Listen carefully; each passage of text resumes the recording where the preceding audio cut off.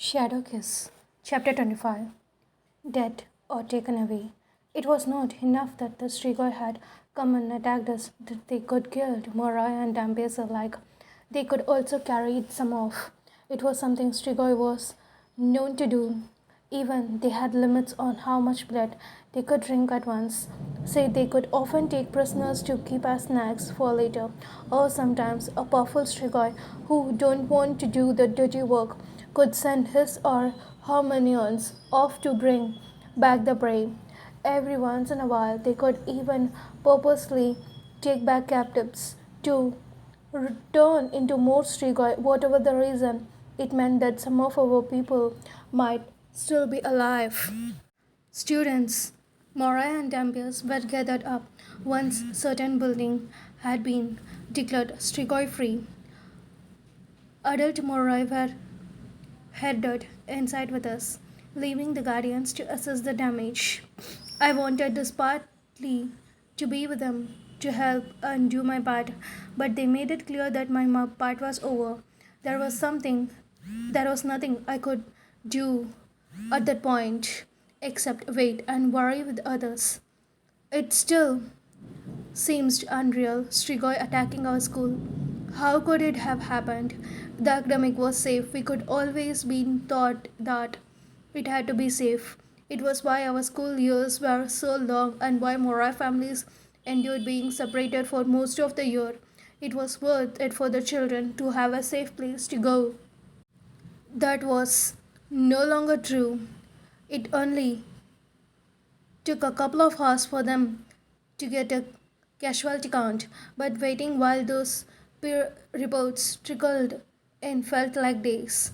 And the numbers were harsh. 15 Mora had been killed, 12 Guardians had been killed, a group of 13. Both Morai and Dampiers had been taken away. The Guardians estimated that there had been close to 50 Strigoi, which was beyond mind blowing. They could had found 48 Strigoi bodies. The rest appeared to have escaped, many taking victims with them. For the size of Strigoi party, our casualty count was still lower than one might have expected. A few things were credited for saving us. One was the early warning. The Strigoi had barely pretended penetrated the school's inner grounds when I could warn Stan. The school had gone into lockdown quickly, and the fact that most everyone was already inside for Krufu had helped.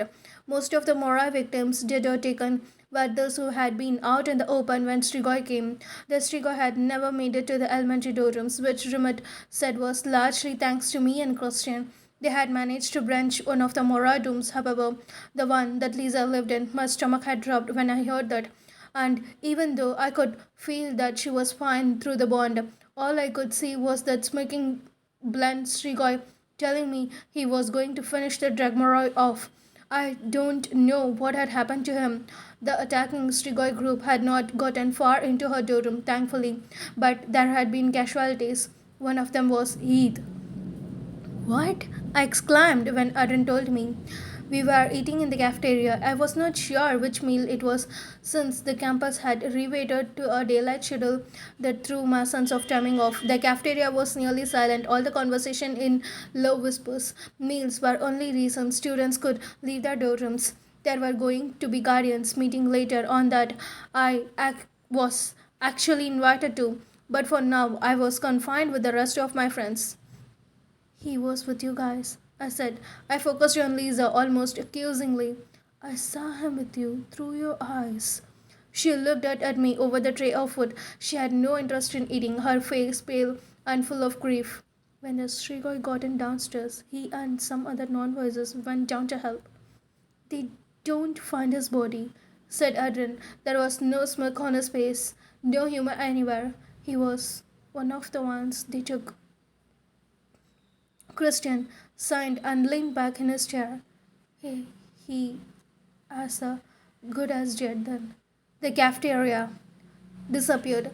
I stopped seeing any of them. All I could see in that moment was that room back in Spokane, that room where we could be held. They could torture Eid and nearly killed him. That experience had changed him forever. affecting the way he now conducted himself as a guardian. He has grown extremely dedicated as a result, but it had cost him some of the light and laughter he used to have. And now it was happening again. He'd captured, he worked so hard to protect Lisa and others, risking his own life in the attack. I could be nowhere near the Morai Dorum when it had happened, but I felt responsible, like I should have watched over him. Surely I owed it to Manson, who had died on my watch, and whose ghost I had not seen since he had warned me earlier. I had not been able to save him, and now I could lost his best friend too. I stood up from his chair and shoved my tray away. That dark fury I could been fighting blazed through me. If Strigoi had been around, I could have burned them up with it, without any need of Christian magic.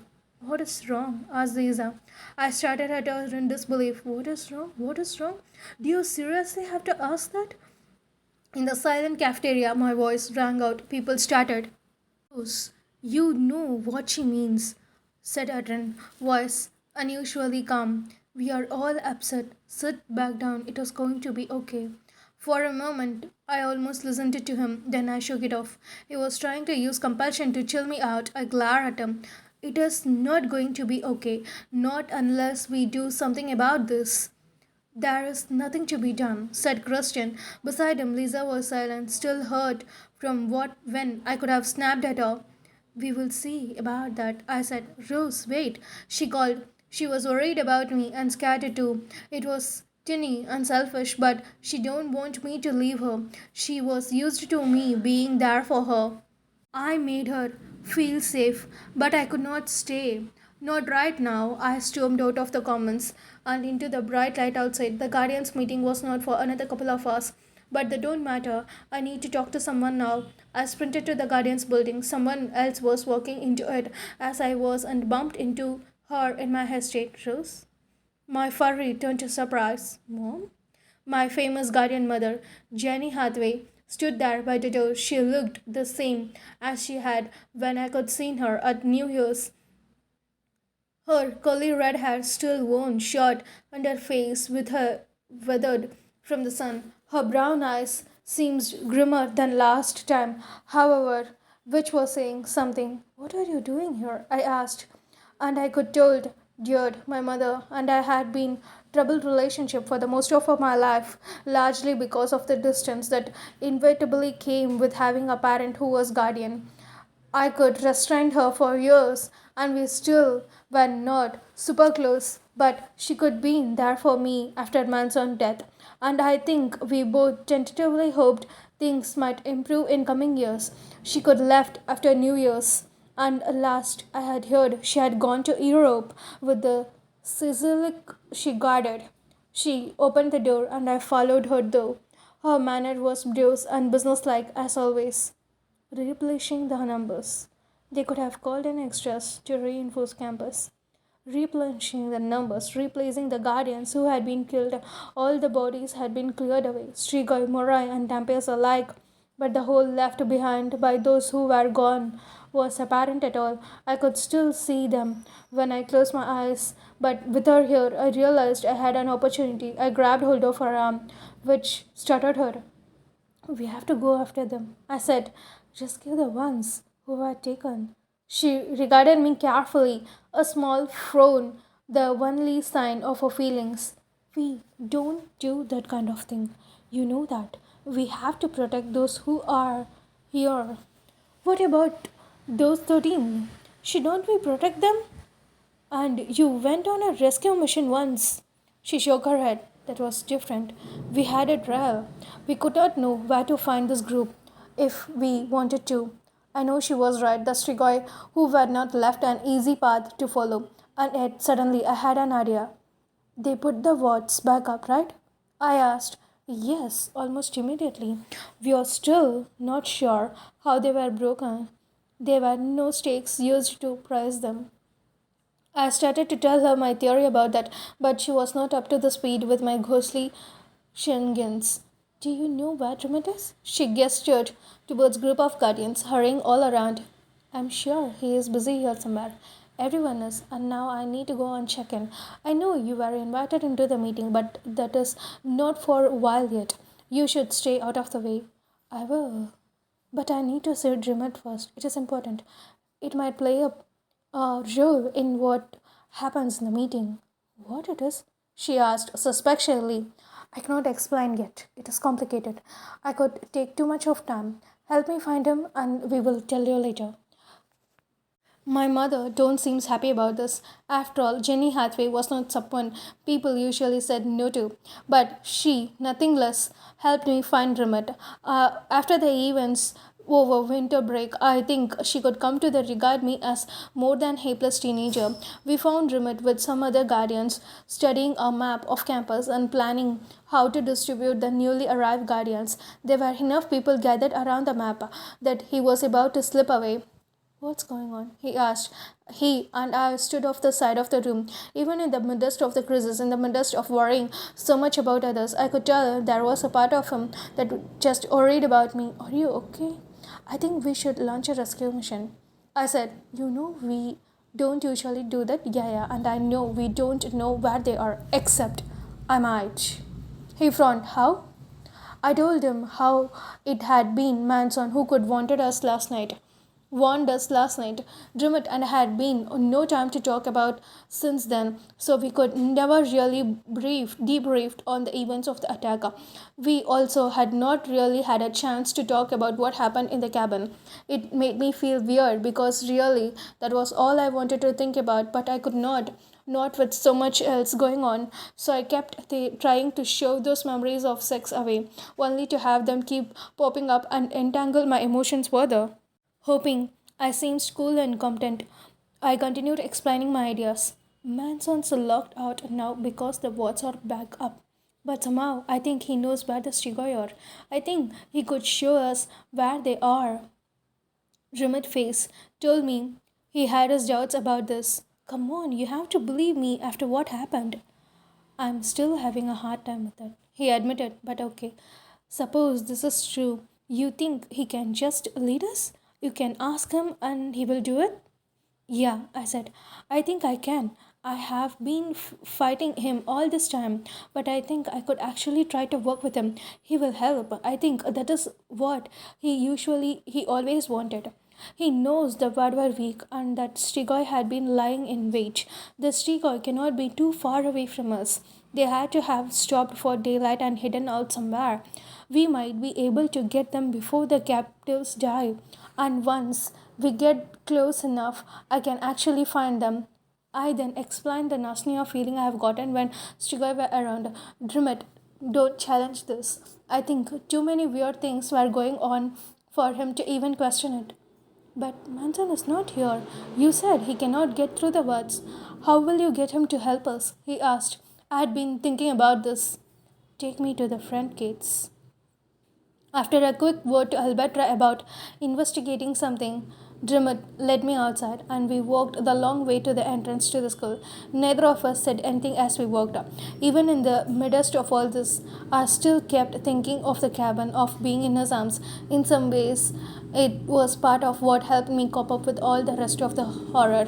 I had a feeling it was on his mind too. The entrance to the school consists of a long stretch of iron fence that lay right on the top of the woods. A road that wound from the main highway 20 miles away came up to the gate, which was almost always kept closed. Guardians had a small booth here, and the areas were monitored at all the times of the day. They were surprised by our request, but Drummond insisted it could just be for a moment. They slid the heavy gate open, revealing a space only big enough for one person to get through at a time. Drummond and I stepped outside. A headache almost immediately built up behind my eyes, and I started to see faces and shapes. It was just like the airport. When I was outside of Watts, I could see all sort of spirits, but I understand it now and no longer feared it. I needed to control it. Go away, I said into the grey looming foam around me. I don't have time for you. Go. I put as much of force I could in my will and my voice, and to my astonishment, the ghost just faded. A faint hum reminding me they were still out there, and I know if I let my guard even a moment, it could all hit me again. Dreamt was eyeing me with concern. You're okay? I nodded and peered around. There was one ghost I wanted to see. Manson, I said, I need you. Nothing. I summoned back up the command I could use on the other ghosts just a moment ago. Manson, please, come here.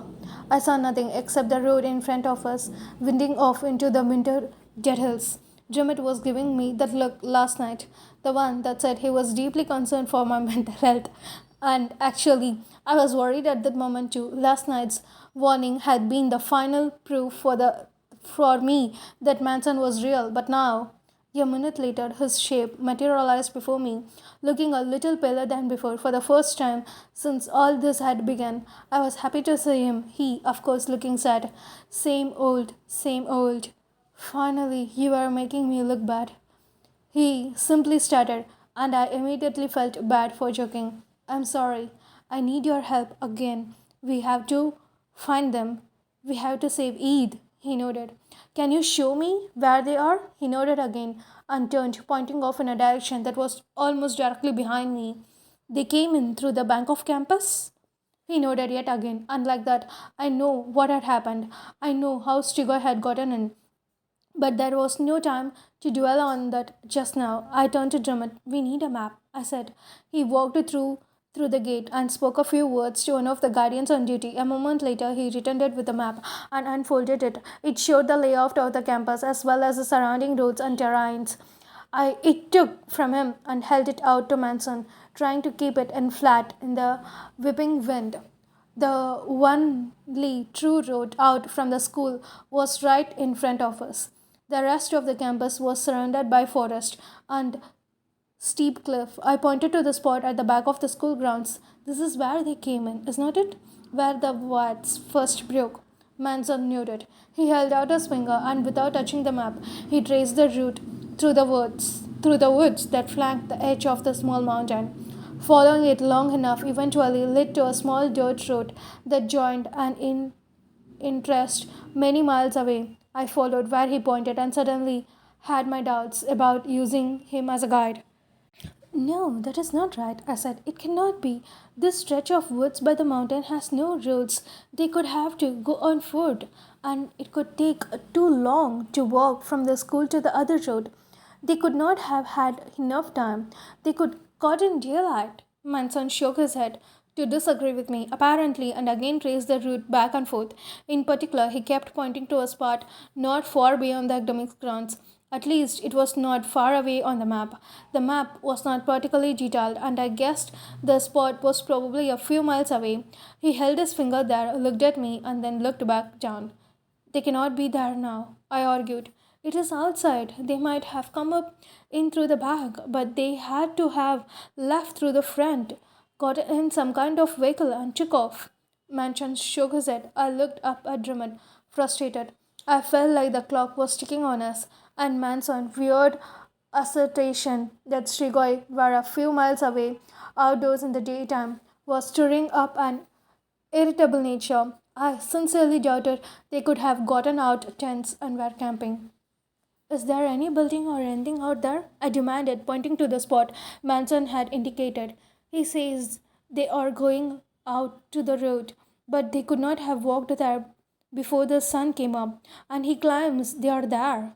Jimmit's eyes narrowed thoughtfully. Not that I know of. He took the map from me and brought it to the other guardians to check with them. While they talked, I glanced at Manson. You better be right about this. I warned him. He nodded. Have you seen them, the Strigoi and their captives? He nodded. Is Eid still alive? He nodded, and Drummond walked over. Rose. There was a strange sound to Drummond's voice as he brought the map back, like he could not entirely believe what he was saying. Stephen says there is a cave right at the base of the mountain here. I met Drummond eyes, no doubt looking just as astonished as he did. Are they big enough? Big enough for the Strigoi to hide out in until night time? Drummond nodded. They are, and they are only 5 miles away.